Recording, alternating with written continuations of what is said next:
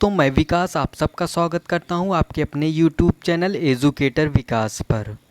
कैसे हैं मित्र? उम्मीद करता हूं सब लोग बढ़िया होंगे और आपकी तैयारी भी बढ़िया चल रही होगी। यह क्लास टीजीटी पीजीटी कला विषय से संबंधित है, जिसमें हम कुछ महत्वपूर्ण क्वेश्चंस का एक्सप्लेनेशन के साथ सॉल्व करते हैं। तो चलिए, अगर चैनल पर पहली बार आए हैं तो प्लीज़ चैनल को सब्सक्राइब कर लीजिएगा और वीडियो ज़्यादा से ज़्यादा शेयर करिएगा। चलिए, आज बेहतरीन क्लास को हम लोग करते हैं शुभारंभ।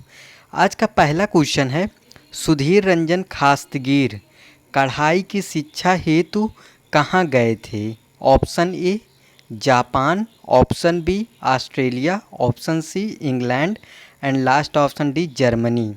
तो बात करते हैं सुधीर रंजन खास्तगीर की। तो यह इनका जन्म कहाँ हुआ था? तो इनका जन्म हुआ था कब? 24 सितंबर 1907 को। 24 सितंबर 1907 को कहाँ हुआ था? चटगांव, बांग्लादेश। कहाँ? चटगांव, बांग्लादेश में इनका जन्म हुआ था। अगर इनकी मृत्यु की बात करते हैं तो 6 जून 1974 कलकत्ता में हुआ था। जन्म 24 सितंबर 1907 चटगांव, बांग्लादेश, और मृत्यु की बात करते हैं 6 जून 1974 कलकत्ता। और इन्होंने कढ़ाई की शिक्षा हेतु कहाँ गए थे? तो ये गए थे England. Option C is the right answer. और कब गए थे ये? 1937 में। कब गए थे? 1937 में। अगर बात करते हैं सुधीर रंजन खास्तगीर की, तो इनकी शिक्षा कहाँ से हुई थी? तो विश्व भारती शांति निकेतन में इन्होंने कला की शिक्षा प्राप्त की थी। और इनके कला गुरु कौन थे? अवनी बाबू। कौन थे? अवनी बाबू। और बाद में हो गए थे नंदलाल बसु। बाद में नंदलाल बसु। अगर बात करते हैं खास्तगीर, तो इसका मतलब होता है हिंदू वैद्य। यह उपाधि किसके द्वारा प्रदान की गई थी? तो मुगलों द्वारा। यह उपाधि किसके द्वारा प्रदान की गई थी? तो मुगलों द्वारा। खास्तगीर की उपाधि मुगलों द्वारा प्रदान की गई थी, इसका मतलब होता है हिंदू वैद्य। और कला विषय में परिस्नातक डिग्री प्राप्त करने वाले ये प्रथम भारतीय कलाकार थे। कौन? सुधीर रंजन खास्तगीर। कला विषय में परिस्नातक डिग्री प्राप्त करने वाले ये प्रथम भारतीय कलाकार थे। इनकी कुछ प्रमुख मूर्ति है, जैसे माँ और शिशु। कौन सी है? माँ और शिशु। अगर बात करते हैं डॉक्टर ऑफ द सॉयल है, और तूफान में यात्रा।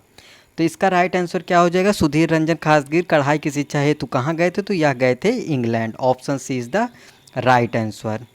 नेक्स्ट क्वेश्चन देखते हैं, उड़ीसा के पटचित्रों पर किस शैली का प्रभाव दिखाई देता है? ऑप्शन ए मुगल शैली, ऑप्शन बी दक्षिणी शैली, ऑप्शन सी अभ्रंश शैली एंड लास्ट ऑप्शन डी सभी। तो बात करते हैं उड़ीसा के पटचित्रों पर किस शैली का प्रभाव दिखाई देता है? तो वहाँ पर मुगल शैली का भी प्रभाव दिखाई देता है, दक्षिणी शैली का भी प्रभाव दिखाई देता है, अपभ्रंश का भी प्रभाव दिखाई देता है। तो इसमें क्या राइट आंसर हो जाएगा? Option D is the right answer. अगर मुगल शैली की बात करते हैं तो वहाँ से हमें रेखांकन का प्रभाव दिखाई देता है। किसका? रेखांकन का। अगर बात करते हैं दक्षिणी शैली या दक्षिणी शैली से बोलते हैं, वहाँ पर अलंकारिता का प्रभाव दिखाई देता है। किसका? अलंकारिता का। अलंकारिता का प्रभाव दिखाई देता है। अगर अपभ्रंश शैली की बात करते हैं तो वहाँ पर अंतराल व्यवस्था दिखाई देता है। क्या? अंतराल व्यवस्था का प्रभाव दिखाई देता है। तो इसलिए इसमें क्या हो जाएगा? Right answer D. अगर बात करते हैं उड़ीसा शैली, इसका समय कब था? 17वीं शताब्दी। कब था? 17वीं शताब्दी। उड़ीसा जो है भगवान जगन्नाथ के प्रसिद्ध मंदिर के लिए यहाँ की प्रसिद्धि है।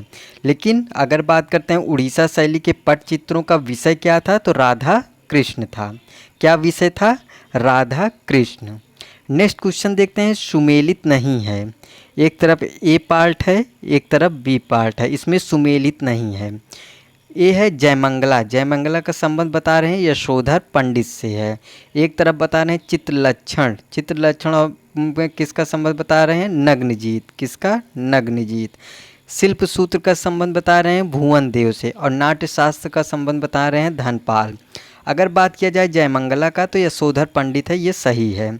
अगर चित्र लक्षण की बात करते हैं इसका संबंध नग्नजीत से है, ये भी सही है। अगर बात करते हैं शिल्प सूत्र इसका संबंध भुवन देव से है, ये भी सही है। अगर बात करते हैं नाट्यशास्त्र इसका संबंध धनपाल से नहीं है, यह गलत है। इसका संबंध किससे है? भरत मुनि। किससे है?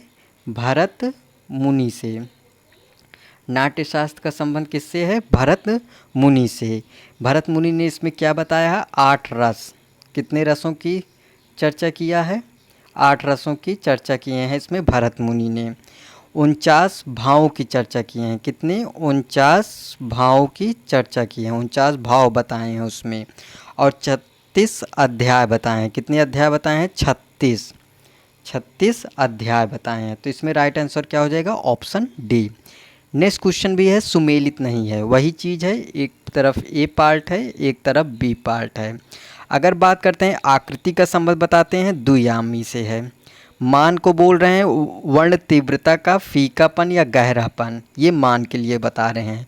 रूप को बता रहे हैं त्रिआयामी और सादृश्य को बता रहे हैं अनुपात से, तो यही क्या हो जाएगा हमारा? गलत हो जाएगा। आकृति द्विआयामी होता है। मान क्या होता है? वर्ण में तीव्रता या फीकापन गहरापन, वर्ण का तीव्रता जो होता है वह फीकापन या गहरापन, यही मान बताता है। और बात करते हैं रूप कैसा होता है? त्रिआयामी होता है। और सादृश्य कैसा होता है? तो सादृश्य की बात करते हैं समानता। सादृश्य क्या होता है? समानता होता है। समानता का मतलब जैसे photo copy, same to same उतार दो, वही है क्या? सादृश्य। तो इसमें answer D is the right answer. Next question है कि इंदिरा गांधी ने किस चित्रकार को 10,000 रुपये का चेक दिया था? Option A Jayappa Swami, option B Amrita Shergil, option C Ram Kumar Verma and last option D Arpita Singh. तो इंदिरा गांधी ने किसे 10,000 रुपये का चेक दिया था? तो वो कौन थी? जयाप्पा स्वामी। अगर जयाप्पा स्वामी के जन्म की बात करते हैं, इनका जन्म कहाँ हुआ था, कब हुआ था? तो इनका जन्म हुआ था 1918 में। 1918 मद्रास में। कहाँ हुआ था? 1918 मद्रास में। अगर जयाप्पा स्वामी की शिक्षा की बात करते हैं तो शांति निकेतन। कहाँ हुई थी? शांति निकेतन में। इनके कला गुरु कौन थे? नंदलाल बसु। जयाप्पा स्वामी एक महिला चित्रकार हैं जो कुशल लेखिका भी हैं, आलोचिका भी हैं। ये महिला चित्रकार के साथ साथ कुशल लेखिका भी हैं, आलोचिका भी हैं। यह किशोरियों का चित्रण करती थी। जयाप्पा स्वामी किशोरियों का चित्रण करती थी, जिसमें क्या था कि इनके चित्रों में किसी ऐसा चित्रण करती थी जैसे कि यौवन में प्रवेश करती हुई कुछ किशोरियों का चित्रण करते हैं। बालिका कहीं लेटी हैं कहीं बैठी हैं, इस प्रकार इनका चित्रण होता था। तो इसमें इंदिरा गांधी ने किस चित्रकार को 10,000 रुपये का चेक दिया था? तो वह कौन है? जयाप्पा स्वामी हैं। ये क्वेश्चन आपके लिए बहुत बहुत इम्पॉर्टेंट है, मोस्ट इम्पॉर्टेंट क्वेश्चन है आपका। अगर आपने अच्छे से पढ़ा होगा तो इस क्वेश्चन का जवाब दे पाएंगे, नहीं तो सबका गलत हो जाएगा। तुजुक ए बाबरी, ये क्या है? एक बाबर की आत्मकथा है तुजुक ए बाबरी। बाबर ने किस चित्रकार की आलोचना की है इस किताब में? Option A Mir Syed Ali, option B Basawan, option C Bihzad and last option D इनमें से कोई नहीं। तो बात करते हैं तुजुक ए बाबरी में बाबर ने किस चित्रकार की आलोचना की है, निंदा की है? तो वो कौन है? Option C is the right answer, Bihzad की इसमें निंदा की है, मतलब आलोचना की है। नेक्स्ट क्वेश्चन है कांगड़ा शैली में कितने प्रकार की नायिकाएं होती थी? Option A 1, option B 2, option C 3 and last option D 4। तो बात करते हैं कांगड़ा शैली, इसमें कितनी प्रकार की नायिकाएं होती थी? 3 प्रकार की। इसमें नायिकाएं कितनी होती थी? 3 प्रकार की, जिसमें पहली होती थी स्वयं की, पहला स्वयं की। दूसरी की बात करते हैं पराये की, दूसरा पराये की। तीसरी की बात करते हैं सामान्य। कैसा? सामान्य। तो कांगड़ा शैली में कितने प्रकार की नायिकाएं होती थी? 3 प्रकार की, एक स्वयं, दूसरा पराये, तीसरा सामान्य। अगर कांगड़ा शैली की बात करते हैं तो यह पहाड़ी शैली की सबसे प्रसिद्ध शैली उपशैली है। पहाड़ी शैली की सबसे प्रसिद्ध उपशैली है कांगड़ा शैली। इसलिए पहाड़ी कला शैली को कांगड़ा शैली कहा जाता है। कहीं कहीं सुनते नहीं कांगड़ा शैली, तो वो किस शैली के नाम से जानते हैं? पहाड़ी शैली। तो पहाड़ी कला शैली को कांगड़ा शैली कहा जाता है। कांगड़ा शैली के राजा संसार चंद ने इसे संरक्षण प्रदान किया था। और कांगड़ा शैली में 3 प्रकार की नायिकाएं बनाई गई हैं, जिसमें स्वयं की, पराये की एवं सामान्य की। नेक्स्ट क्वेश्चन है, उस जगह का नाम बताएं जहां भारत कला भवन स्थित है। Option A Varanasi, option B Madhya Pradesh, option C Bihar and last option D Prayagraj. तो बात करते हैं भारत कला भवन कहाँ स्थित है, तो यह स्थित है वाराणसी में। इसके संस्थापक कौन है? राय कृष्ण दास। कौन है? राय कृष्ण दास महोदय। कौन है भाई? राय कृष्ण दास। उस जगह का नाम बताएं जहां भारत कला भवन स्थित है, तो वह कहाँ स्थित है? वाराणसी में। नेक्स्ट क्वेश्चन देखते हैं। नेक्स्ट क्वेश्चन है, धीमान और वितपाल ये 2 चित्रकार हैं, किस शैली के चित्रकार हैं? ऑप्शन ए जैन शैली, ऑप्शन बी पाल शैली, ऑप्शन सी मुगल शैली and last option D Rajasthani. तो यह किस शैली के चित्रकार हैं? पाल शैली के। अगर पाल शैली का समय की बात किया जाए तो कब से समय था? 750 से लेकर 1197 ईस्वी तक यह पाल शैली का समय था। इसी को बोल सकते हैं 8वीं सदी से लेकर 12वीं सदी तक। और इसका विकास का ये तो उसका समय था। अगर इसके विकास के समय की बात किया जाए तो इसका विकास कब हुआ था? 9वीं सदी में। कब? 9वीं सदी में। और पाल शैली को नाग शैली या पूर्वी शैली किसने कहा था? लामा तारा नाथ ने। ध्यान से समझिएगा, पाल शैली को नाग शैली या पूर्वी शैली किसने कहा था? लामा तारा नाथ ने। और पाल शैली को बिहार शैली किसने कहा था? हेलन रुबिसो ने। ठीक है, तो इसमें ये राइट आंसर हो जाएगा ऑप्शन बी। नेक्स्ट क्वेश्चन देखते हैं, परली आँख। परली आँख किस शैली के चित्रों की विशेषता है? ऑप्शन ए अपभ्रंश शैली, ऑप्शन बी पाल शैली, ऑप्शन सी मुगल शैली एंड लास्ट ऑप्शन डी पहाड़ी शैली। तो परली आँख किस शैली के चित्रों की विशेषता है? यह है अपभ्रंश शैली। किस शैली की? अपभ्रंश शैली।